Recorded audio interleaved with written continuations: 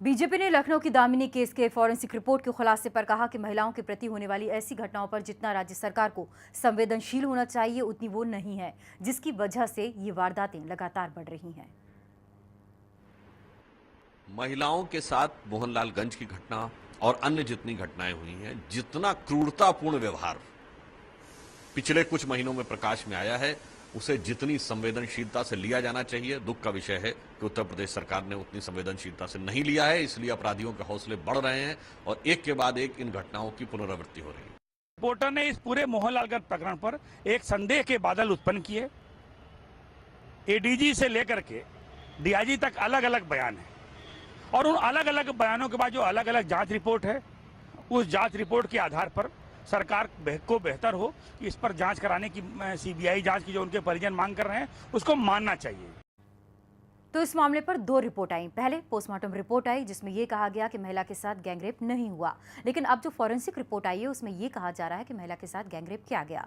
जब रिपोर्ट आई फॉरेंसिक की, उससे पहले जब पोस्टमार्टम की रिपोर्ट आई थी उस पर पुलिस अधिकारी का क्या कहना था, प्रेस कॉन्फ्रेंस करके जो बयान दिया गया था वो आपको सुनाते हैं। जो भी बेसिस ऑफ फैक्ट्स है, जो भी अवेलेबल है हमारे पास, उससे ये साबित होता है, and I will tell you what those facts are, कि this was not a gang rape, it was a one man operation. Very sad, but it was a one man operation.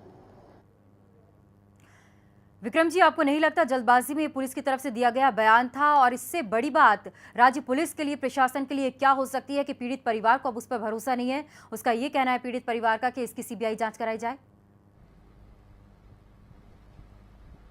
Ji, postmortem का और forensic report में विरोधाभास एक अत्यंत गंभीर विषय है। पहली चीज कि पोस्टमार्टम की गुणवत्ता के ऊपर जमाने से प्रश्न चिन्ह लग रहा है कि इंक्वेस्ट रिपोर्ट के आधार पर अप्रशिक्षित लोग पोस्टमार्टम की जो औपचारिकता है उसको पूर्ण करते हैं और एक, मैं समझता हूं कि एक चलता पुर्जा और एक कसम निभाने के उद्देश्य से पोस्टमार्टम रिपोर्ट तैयार की जाती है। लेकिन फॉरेंसिक रिपोर्ट और पोस्टमार्टम रिपोर्ट में इतना विरोधाभास हो, इसकी अलग से जांच और अलग से इसके ऊपर एक अनुसंधान होना चाहिए किन परिस्थितियों में, कि बिल्कुल ही विरोधाभास दोनों रिपोर्ट्स में है। जी, कहा यह जा रहा है कि पुलिस पर दबाव डाला गया था और जल्दबाजी में इस तरह से रिपोर्ट भी तैयार कर ली गई, रिपोर्ट पर सवाल भी नहीं उठाए गए और इस तरह से प्रेस कॉन्फ्रेंस कर दी गई।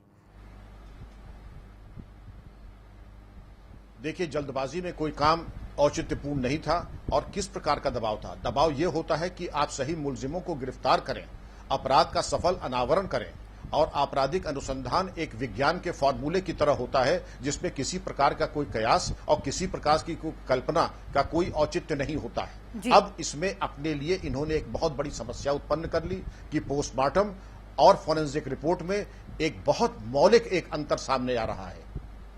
आप खुद डीआईजी रह चुके हैं और इस तरह से कोई रिपोर्ट अगर सामने आती है, महिला का जो क्षत विक्षत शरीर वहां पर पड़ा हुआ था, शव पड़ा हुआ था, उसे देखकर ही ये अंदाजा लगाया जा सकता था कि महिला के साथ कितना बुरा व्यवहार किया गया होगा। और उसके बाद जो पोस्टमार्टम रिपोर्ट आई है वो कुछ और खुलासा करती है, तो तभी संशय, तभी शक क्यों नहीं पैदा हुआ? ये एक बड़ा सवाल है पुलिस की तरफ से।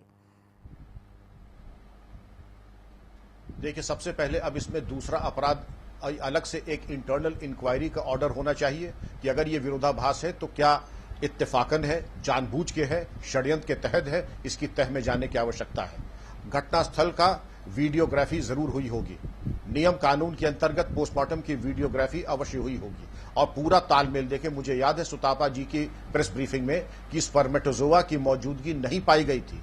अब फॉरेंसिक रिपोर्ट कुछ और कह रही है। यहां पर यह बताया जा रहा है कि मृतका के नाखून में कई लोगों के अवशेष हैं। इससे पूरी कहानी ही बदल जाती है।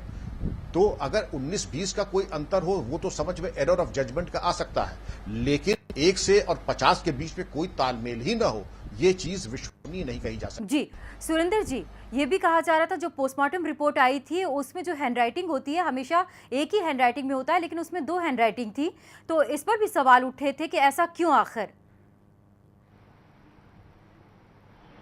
देखिए, नॉर्मली एक ही हैंडराइटिंग होनी चाहिए, तो हैंडराइटिंग का सवाल नहीं उठता, क्योंकि जब भी एक्सपर्ट इस चीज़ को एनालाइज करता है और वो रिपोर्ट तैयार की जाती है तो एक आदमी जो है उसकी ये ड्यूटी होती है कि उसको जो जो चीज़ बताई जाती है एनालिसिस के बाद वो उसको रिपोर्ट करेगा।